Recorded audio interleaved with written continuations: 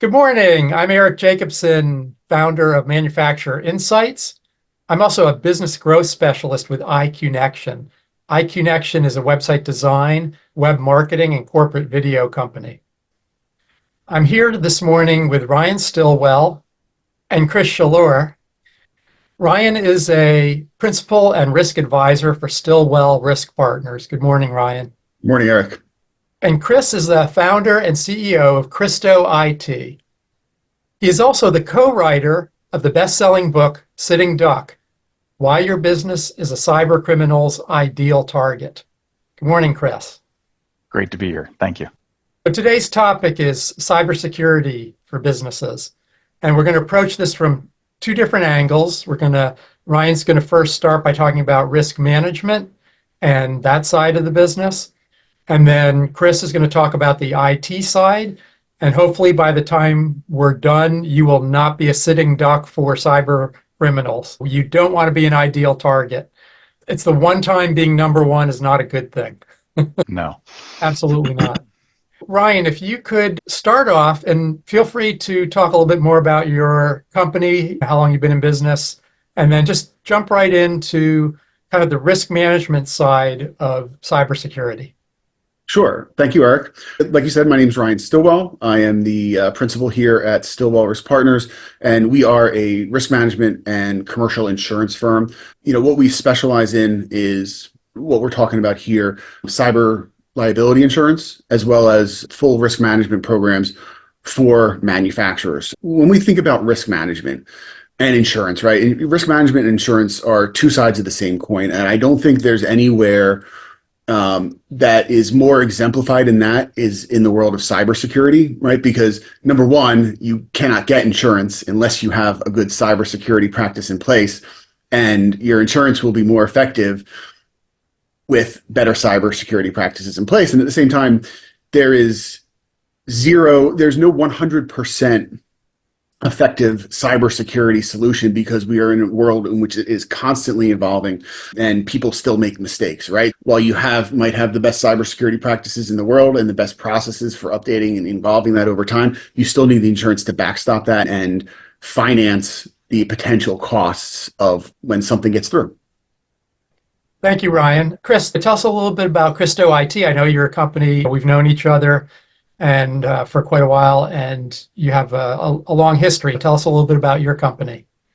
Thank you. Pleasure to be here this morning. We're Cristo IT. We're a small business support service for everyone.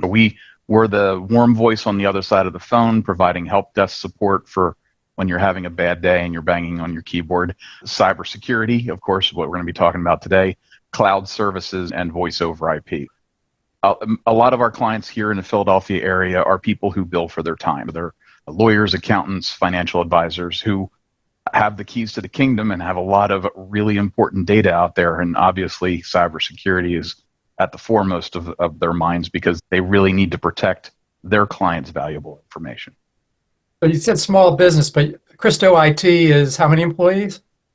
So we're 17 people here. We've been in business for 25 years and just keep evolving as the things change. Obviously, when we got started, it was getting our clients from an AOL.com address into let's get you a domain name and get you an email system and everything like that. And now it's come to the point where, how do we set up contingencies and redundancies so that we can never be down? And we've had clients for that entire span of 25 years, and it's amazing how everything has evolved over that time. Okay, let's go ahead and dig into it. Ryan, kick us off.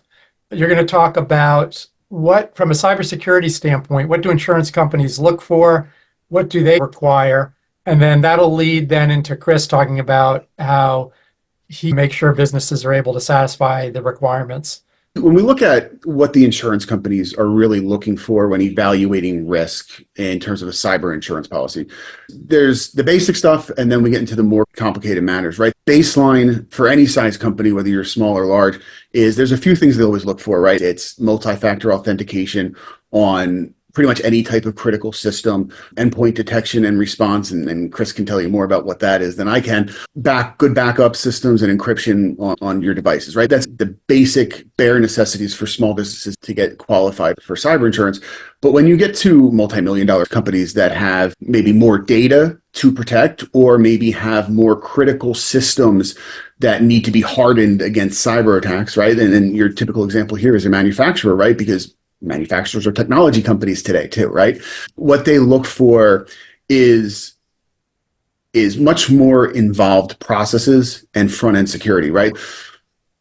Years ago, you could get cyber insurance with a one-page application. Now they're 10, 12 pages long. There's a lot of complicated questions in there that unless you're an IT professional, you don't know how to answer, right? And beyond the multi-factor authentication, beyond the endpoint detection and response, things they look for are penetration testing results. Things they look for are SOC audits, if you're doing them. How quickly can you recover in the event of an attack? And have you tested those systems? And are you able to get back up and running, right? Because if your servers and your systems go down as a manufacturer, that's downtime in your facilities.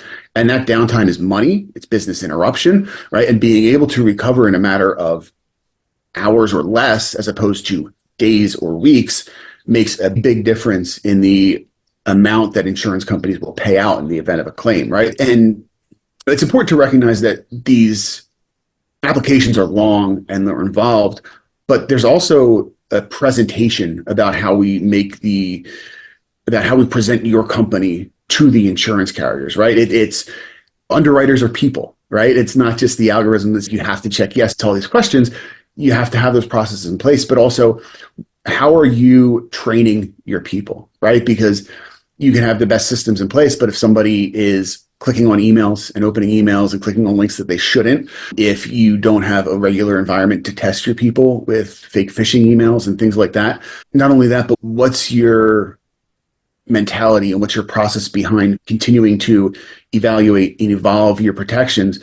Because there is, especially with artificial intelligence, there is so much out there that can come that we just don't know what's out there yet, right? There's always something new. We operate in this zero trust world where even internal stuff can't be counted on. So how the company's outlook towards cybersecurity and how they're functioning within that environment is so important, how you present that to the underwriters, right? The long-term results of this is, number one, eligibility, right? In order to get better pricing, you have to be eligible for coverage with more than one insurance company, right? And finding the right carrier for what you're doing is important because some carriers specialize in certain industries than others, right? And in addition to that, when you're looking at pricing, right, there's not always as much wiggle room as there used to be in terms of cyber insurance pricing, but when you have the right practices in place, you can leverage those things to get the coverages that you need and at the pricing maybe a little bit more affordable for you. Ryan, you mentioned something called a SOC audit. What's a SOC audit? A SOC audit, what it stands for is Systems and Organizations Controls Audit, right? It's highly technical, and I would actually flip this over to Chris to tell us a little bit more about what that entails. Sure. Thanks, Ryan. A SOC audit typically, you start with the foundation of a SOC 1, which says, this is what we do as a company. These are our policies. These are our procedures around, let's take cybersecurity or manufacturing. This is how we do. This is how we make a widget. This is how we protect the data around the widget or the intellectual property or the customer data, whatever it happens to be. You detail out exactly how you do things. And then the SOC 2 audit is somebody asking you to prove, okay, on a random Tuesday in July, can you prove that you did Section 3, Section 5, Section 7? Can you show us exactly how you did that and show us to prove that your policies and procedures are being followed on a continuous basis by the whole organization? Right. My understanding is that can either be in person or it is potentially possible to be done virtually. Yeah, depends on what the audit is around, but yeah, a lot of times we see it remotely, or at least in some places, some hybrid that's done as well. Way back in the day, in another career, I did data security inspections, actually at a manufacturing facility, and they were just singing the praises about how secure they were. And we're in the back of the warehouse, and there's a door, and I lean up against the door, I fall out to the outside of the building to this big field. So they're very secure. And what had happened is someone was probably smoking and didn't shut in the back and didn't shut the door all the way. That kind of failed their what they said they did versus what was reality. But I think this is a You good, never get 100%. You're never going to yeah. get 100%, but you're identifying, the audit's going to identify where you need to step up your game, what potential risks, back to Ryan, where if this is a big gaping hole here, we need to identify that risk so that we can get a little bit better. And each year you're just trying to get incrementally better.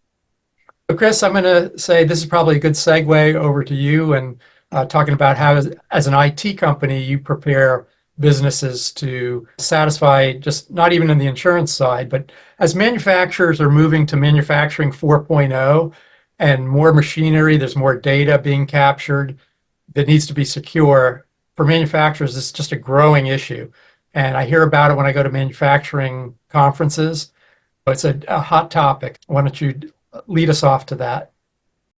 Usually I start off with nobody's waking up in the morning and saying, oh, I need to get this SOC audit done, or I need a written information security plan, or a WISP, as we usually refer to it as. Nobody's, usually it's brought in from some sort of external push. If it's a risk assessment, or hey, you know what, you've identified as a company, you need to get cybersecurity insurance, or perhaps it's a client or a vendor who's saying, hey, if we're going to give you this data or intellectual property or drawings or whatever it happens to be, can you tell us how you're going to protect this? Usually it's some sort of external force that's telling you that you need to do this. It's not something typically organically that comes out of most organizations. Feel free to take a deep breath as when you get that there. But when you go through that risk assessment, when you work with Ryan, you say, hey, we've identified, here are the low-hanging fruits of where we think we can start closing the gap on some of that risk out there. Or here's the most volatile things or the potentially most harmful things in the business.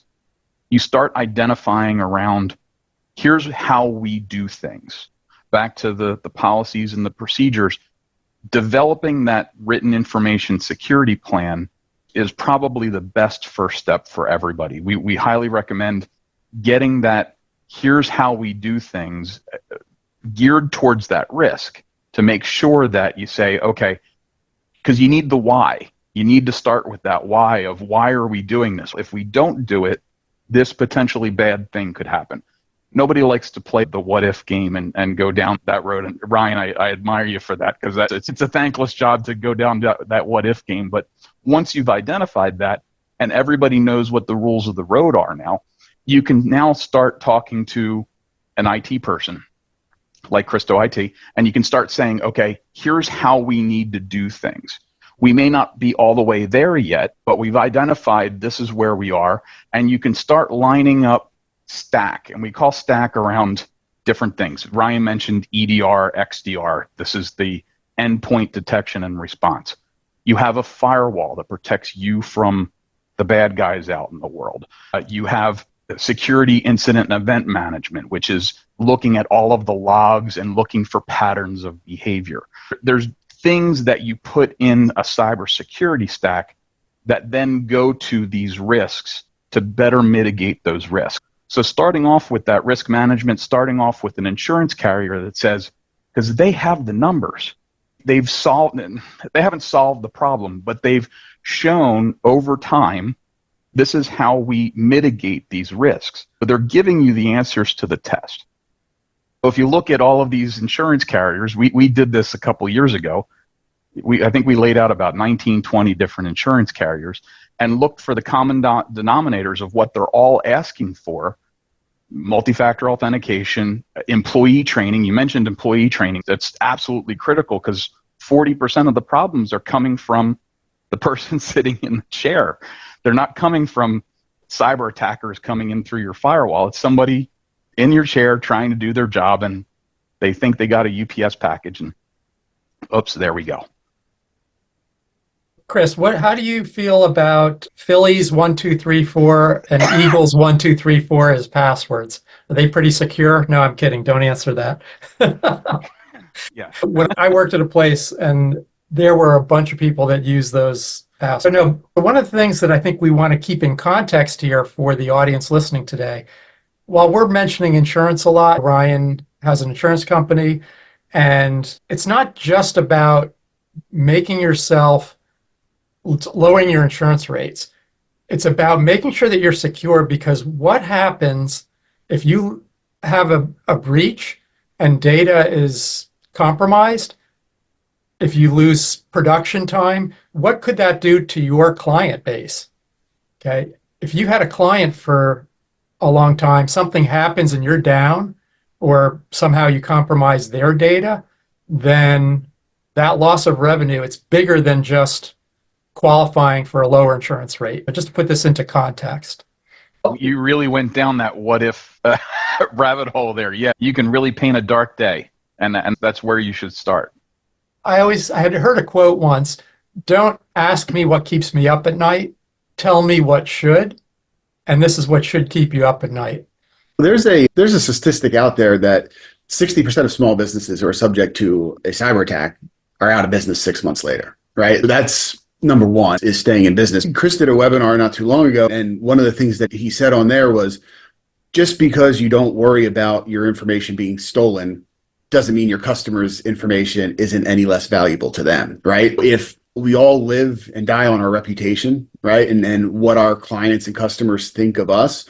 And if we're not taking care of their data properly, they're going to know it at some point, right? And then if they know that we're not taking proper care of their data, or we don't think it's a real risk, are they going to stay in business with us? It's what they value that's important, right? Not only stay in business with you, but could you lose business? Mm-hmm. And you were talking about outside, one of you was talking about outside influences driving things. Certainly in the past, I've worked with credit card companies. The amount of security that's required is incredible. So many different, particularly on the financial side of things.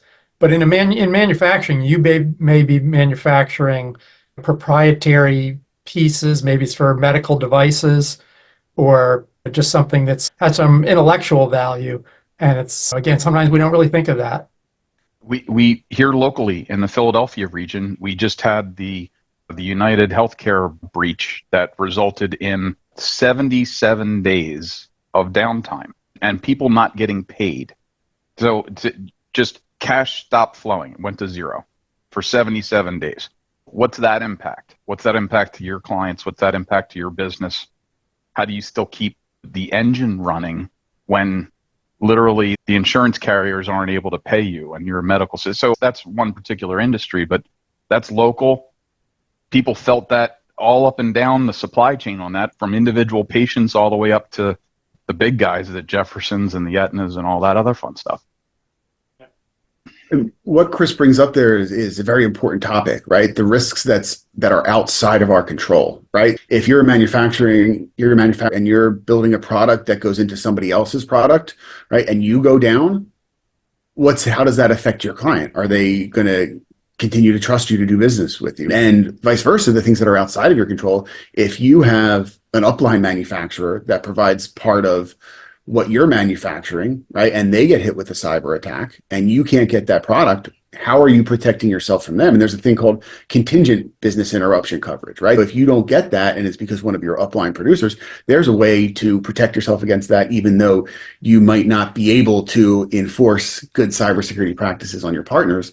But there's also a way to look at that. And when you're dealing with your partners, what are their cybersecurity protections? How are they hardening themselves against the risk that's out there today? And who are you doing business with, and how are you diversifying that risk and who you're doing business with?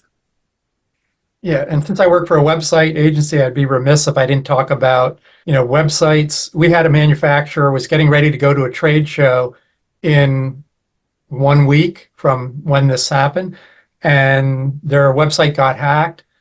We were not able to it was the source code was bad. That's how serious it was. And I always tell people, don't rely on your hosting backup, because typically these breaches aren't found till months later, and a typical backup is 30 days. I talk about making a backup of your brand new website as soon as it launches, back it up, keep that somewhere so that if your hosting backup becomes corrupt, you have something to go back to. In this case, we were able to get them a placeholder site until we then moved forward. We're actually in the process now of building them a new website, but their old website is history at this point. Yep. The average time to find a problem, or the average time to find that somebody's gotten into the system, is absolutely measured in 6 to 8 months. That's the average. But Chris, as we're talking about kind of what insurance companies are looking for, you've spoken a little bit about how you approach things. If I'm a business owner and I'm looking to make sure I don't have any challenges, where would I begin? How would I get started in evaluating this? And maybe what role would you play? Sure. Thanks, Eric. We talk a lot, and that first step is always, there's always a lot of angst around that because it feels like a huge undertaking. We really emphasize to people, do not overthink this. You can start with just a simple whiteboard and start identifying what you want to put in. We mentioned a written information security plan before, and just the understanding of, hey, if somebody broke a window and gets in through the window, what's the harm? How do we know? You could start with just something simple as physical. You could start with the filing cabinets where we hold all of the stuff, or the filing cabinets online where we hold all the stuff. What do we do to protect that stuff? Do we have backups of that in case something happens? If there's a facility problem, a fire, a flood, or something along those lines, you can start just by asking those questions. Some of that's going to come out of the risk assessment, and then you can start identifying. A written information security plan does not have to be a 500-page monstrosity. It could be as simple as a 10-page, a page for physical, a page for cyber, a page for training for your employees. You could just start as simple as that with a couple of headings and some things that you want to do. And the most important thing is creating an action plan on how you're going to get better. Just, hey, over the next year, Joe's going to be in charge of training our employees, and here's the 3 things that Joe's going to work on over the next year. He may only get to 2 of them, and that's okay. But you're identifying where you are now through that risk assessment and saying, okay, we have these issues, we're aware of these issues, and then what are we going to want to look like a year from now? A year is usually a good, maybe you're renewing your insurance. We usually recommend to people to do it around the time that you're up for renewal to take that whole process together, but making sure that you're creating that plan with what you're going to get better around. And here's where you would start talking to an IT professional or an IT firm like Cristo IT, where you say, okay, we've identified where we are. How do we get over here? Maybe Joe has some ideas on where some things are, but Cristo IT would come in and say, we have experience in doing this, and here's how we can send out automatic tests to people to make sure that they're doing some education throughout the course of the year, and it's not just a once, set it and forget it and so forth and so on. But you want to make sure you create these processes that are automated and repeatable so that people can help follow them, and you can do it across the entire organization. Yeah, I'm glad you mentioned, Chris, like someone breaks a window and comes in. Maybe from your standpoint, Ryan, from an insurance standpoint, if you have security cameras or don't, alarms on the building or don't, for cybersecurity insurance, does that make a difference? It may make a difference for other things, but would that make a difference for cybersecurity insurance? Sure. In terms of physical risks from cybersecurity, they do exist, right? There are people that will go out and they're personable, right? They're very charismatic, right? Or just people who walk in with confidence, and they might say, I'm John Smith from XYZ, and I'm here to do your cybersecurity audit. And they come in with something that looks authentic, and it's a surprise thing, right? And they just come in, and if they're good at it and people aren't trained for it, yes, they can walk in, get access to your systems, take information out. There are real life examples of where this has happened in the past, right? Not only in terms of your physical security to make sure that people aren't coming in after hours, but also, do you have training for your people in place to say, okay, if somebody comes in and says they're from someplace, don't just let them in. We have to authenticate who they are and where they're coming from. Mm-hmm. Security access control and lots of physical security that you can have, but if you don't have people in place that are sitting at the front desk to be able to identify somebody walking in, that's an exposure as well, just in the middle of the day. So you mentioned working remotely. Chris, from your standpoint, what have you seen, in the last couple of years as far as not maybe so much as what you've seen, but what should companies do that have remote employees as far as securing their data?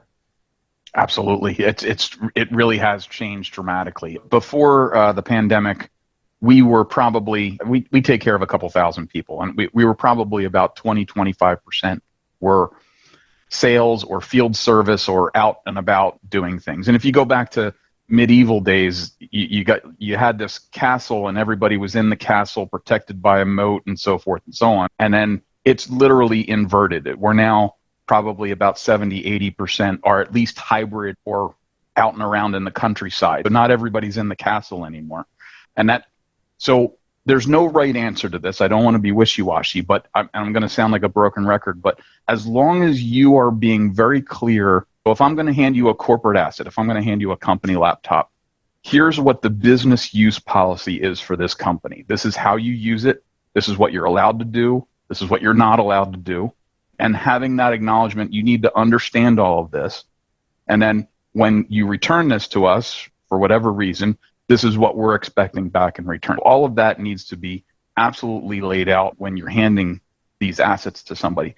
And on the other side of the coin, if you're doing bring your own device, which a lot of companies are doing, that's fine. But because this device is now accessing these valuable assets, again, here's what the rules of the road are. Here's what you're allowed to do. Here's what you're not allowed to do.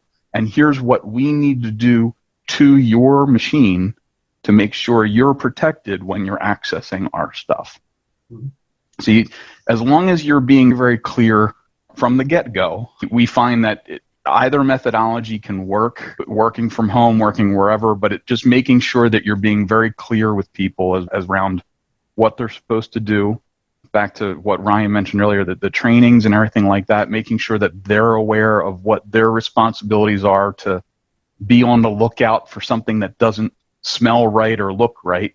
You want to make sure that you're being that voice in the back of their head to just sprinkle in a little bit of paranoia into their lives to make sure that they're just being a little bit cautious, because they do have your client's data in their hands. They have your precious information in their hands. You want to make sure that they're good stewards of that. Tutorial question. Are people still using VPNs anymore?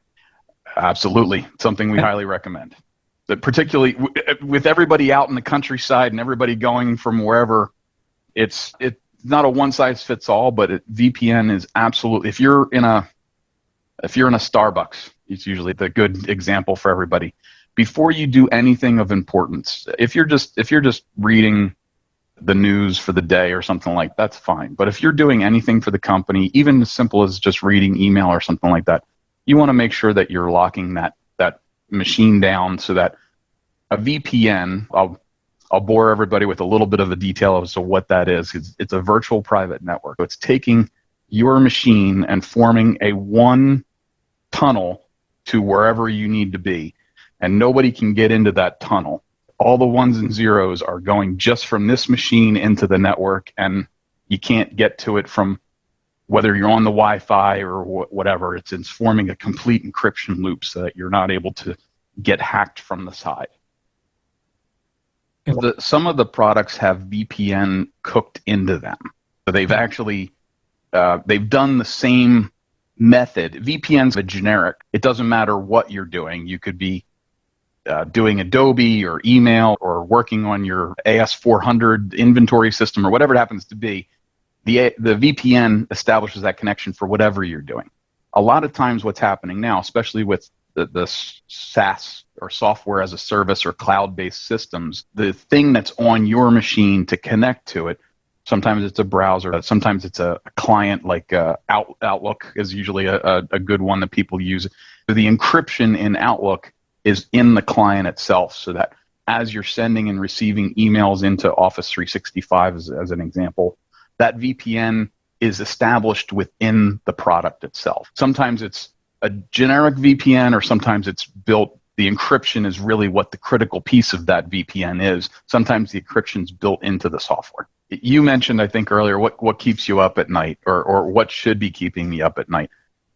You shouldn't be doing this by yourself. If you're a compliance person in a manufacturing outfit, you're the CEO, or a lot of times this falls on the CFO as far as a risk-based system is concerned.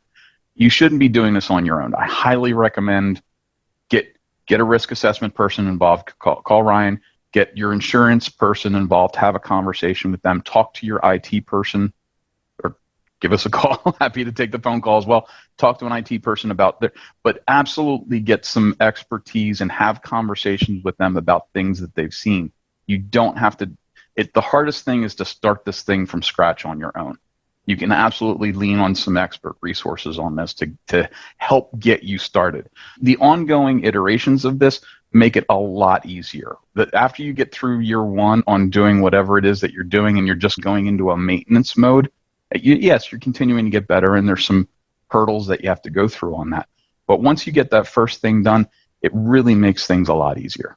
It can be very complex, but we always talk about crawl, walk, run. You start with Ryan, get the conversation started, identify what needs to be done, where there may be some challenges.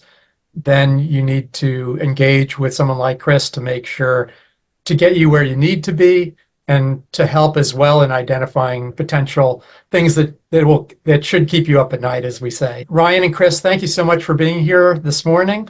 And your contact information will be on the Manufacturer Insight website. So people will be able to reach out to you with questions, or start a conversation with you. Fantastic. Thanks for having us, Eric. It was a pleasure. Thank you very much, Eric. Appreciate it.